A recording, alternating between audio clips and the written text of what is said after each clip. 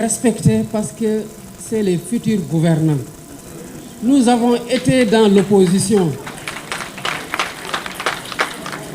Il ne faudrait pas qu'au pouvoir, nous commençons yaakaar que nous embrassons une certaine forme d'éternité bu tax ñu fàttali ne dañoo war a waajale suñu bopp ëllëg bu yàlla dogalee ñu delluwaat foofu ñu bañ a nekk di xeex loo xamante ne mënoon nañ ko jëmal ci biir Sénégal. Il faut être sincère dans l'engagement.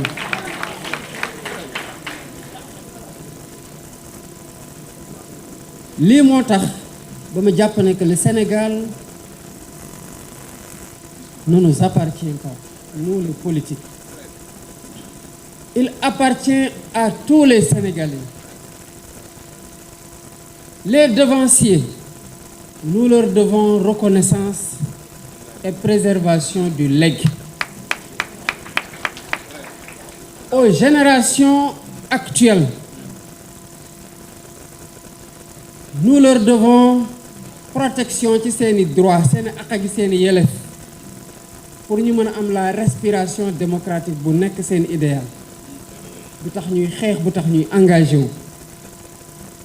Aux générations qui viennent, nous devons leur préparer un environnement politique, social et économique serein.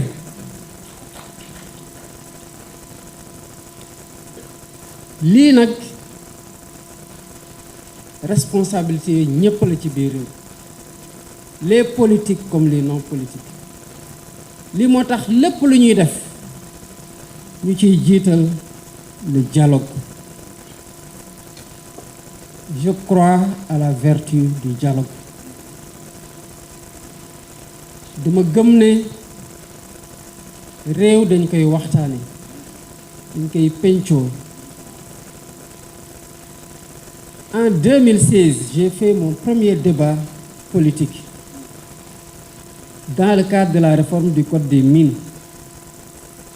Ma ñibbi, le directeur général des mines et de la géologie de l'époque, Ousmane Cissé, par le biais du présentateur de l'émission Pape Alé Niang, saisir Pastef pour ne ñun nañu dugal nos observations et notre contribution ci réforme code des mines. Ñu def ko may point yu important yoo xam ne ci suñu xalaat googu la duggee ci code des mines te pourtant ñu ngi woon dans l'opposition. Mais le code des mines c'est le code des mines du Sénégal. Bu nekkoon ne dañuy jàppoon rek ci opposition bi lañ nekk bañ ñoo laaj suñu xalaat kon tomb yooyu du tukkee ci ñun ba dugg ci code des mines du Sénégal. kon xalaat gu rafet gi buñ jàpp ne pouvoir rek ko am buñ jàpp ne opposition kese ko am mën na tukkee sax ci ñoo xam ne politique ñu te ñoo ëpp ci biir Sénégal te ñu bari xam-xam bëgg Sénégal lool ñu ngi fa taxawoo réew mi taxawaay gu mucc ayib. Nous avons dialogué. Nous allons continuer à dialoguer avec tous les acteurs. La coalition, li ma leen santoon ci terme de référence yi, c'est qu'elle doit être ouverte. Elle doit être efficiente. Elle doit être opérationnelle et pleinement au service de la vulgarisation de l'action du gouvernement.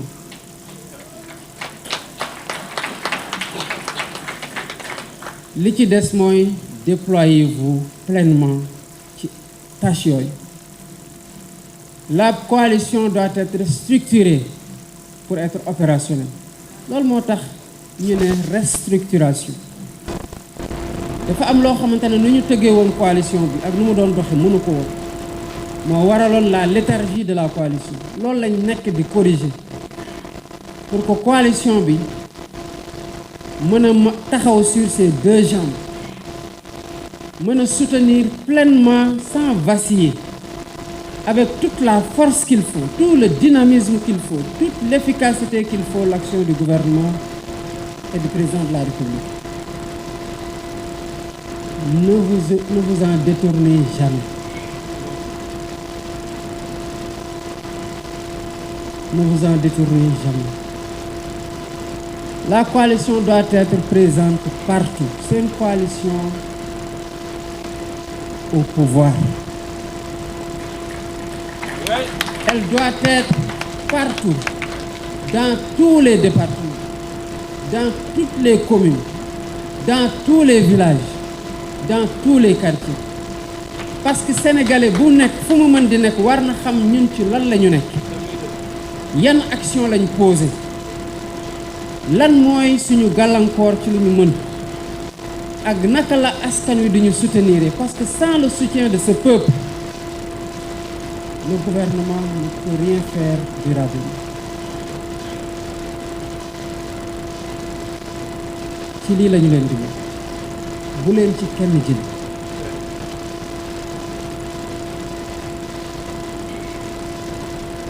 Kon ce moment pour man c'est un moment particulièrement important parce que am na li ma jotoon dégg waaye dina si ñëw parce que c'est pas le plus important. Le plus important mooy ce que nous sommes en train de faire aujourd'hui et vers quoi nous nous projetons.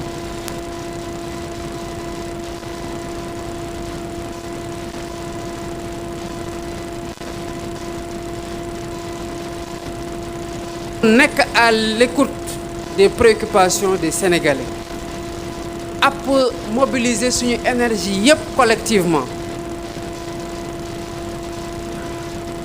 pour porter cette aspiration légitime du peuple sénégalais. Loolu mooy l'essentiel. D'autres choses sont importantes. Elles sont en train d'être déroulées, mais encore une fois de plus, dans la sérénité. Parce que la gouvernance que nous portons est une gouvernance de sérénité. Rien, absolument rien, ne peut nous ébranler.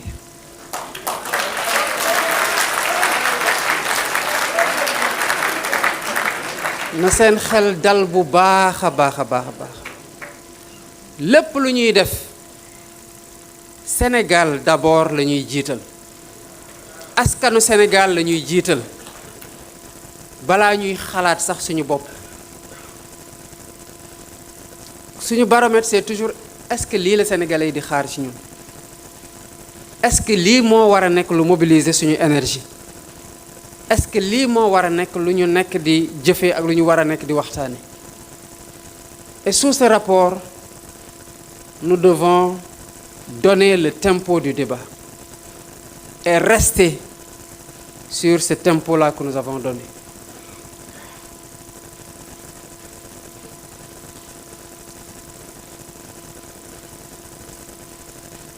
Au-delà de la réaffirmation de ces principes directeurs, de ces orientations que je donne ici aujourd'hui, ce moment était pour moi un moment de reconnaissance. Reconnaissance envers yéen ñëpp ci li ngeen def boobu gisaguma leen boobu maa ngi kaso ci li ngeen def bi ñu génnee ànd xeex ci li ngeen def bi ñu yàlla mayee nguur mu am ñiñ ci nommé ñu ngi liggéey di accompagner l'action de l'État am ñuñ ci nanguwul ñuñ ci nommeegul ñu ngi muñ ànd ceeg sérénité te di continuer loyal et fidèle aux idéaux de cette coalition et de notre projet.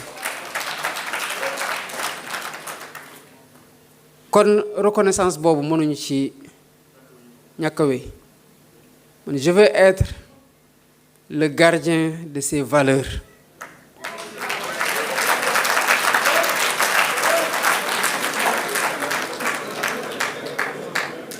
Cette coalition, je ne la trahirai jamais.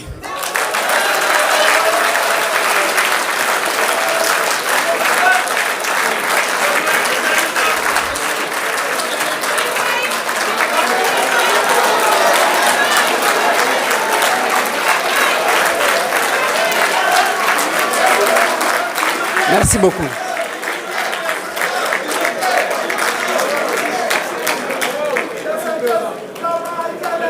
Donc,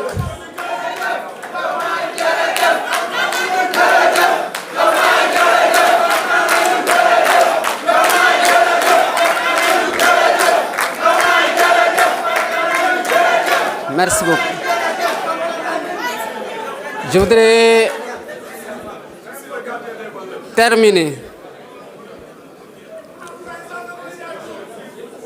par wax leen ñi nga xamante ne j'ai eu l'occasion toog ak ñoom ak ñi nga xamante ne j'ai pas eu l'occasion toog ak ñoom ak ñi nga xamante ne ils sont en train de soutenir mon action et l'action du gouvernement. Vous dire merci.